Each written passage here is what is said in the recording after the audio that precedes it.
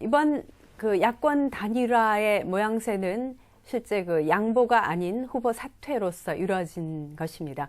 이에 대해서 뭐 여러 가지 의미 부여가 있겠습니다만 트위터에서 실제로 어떤 의견이 오가는지 국민들의 의견을 저희가 좀 수집을 해봤습니다. 한 3가지를 소개를 해드릴 수가 있을 텐데요. 안철수 사퇴로 부동층이 크게 늘었다. 결국 두 거대 정당의 부동층 싸움이고 본래 구도가 됐다라는 의견이 있는가 하면, 민주당은 안철수 지지층을 왜 다 포괄하지 못하고 있는지 성찰하고 대책을 시급히 마련해야 된다. 이런 의견. 그리고 박근혜, 안철수 뜻 이어받아서 새누리당 정치 쇄신하겠다고 했는데 정치 쇄신의 정답이 뭐라 생각하는지 그게 정말 궁금하다. 이런 의견도 있었습니다. 국민들의 그 의견 사실 참 날카로운 그런 지적들을 많이 담고 있다고 생각합니다. 오늘 나와주신 네 분께서는 오늘 주제인 야권 단일화가 우리 정치계에 던진 의미, 그에 따른 파장을 비롯해서 여러 가지 의견이 있으실 겁니다. 한 분 한 분 얘기를 들어보겠습니다. 먼저 홍 교수님 시작을 해주시죠.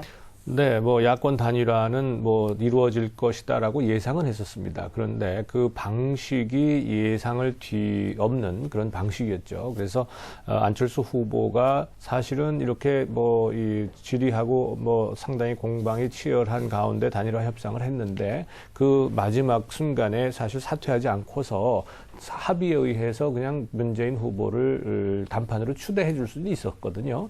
그것이 아마 야권으로서는 훨씬 더 모양새가 더 좋았을 겁니다. 그런데 그렇게 하지 않고 사퇴를 선택한 것은 상당히 안철수 후보로서는 국민들께 말하고 싶은 뭔 메시지가 있었다고 지금 보여지고요.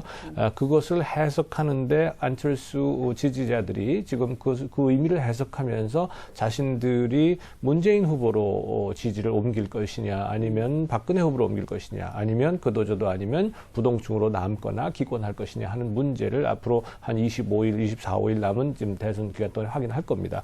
저는 어쨌든 이러한 단일화 과정을 보면서요, 이게 언제까지 우리가 이러한 이 단일화 이 과정을 통해서 국민들이 불과 한 달도 안 남았는데도 후보가 누군지도 모르는 상태가 계속돼야 될 것인가. 그래서 차제에 이번 대선이 끝나면 국회에서 정말 아주 심각하게 논의를 해가지고요, 이런 보통 우리 흔히 얘기하죠. 결선 투표제 도입 문제를 비롯해서 다양한 지금 선거법 개정안과 관련된 문제가 있습니다. 이런 문제들을 좀 하나하나 좀 해결해 주셨으면 하는 것이 좀 바람입니다. 네.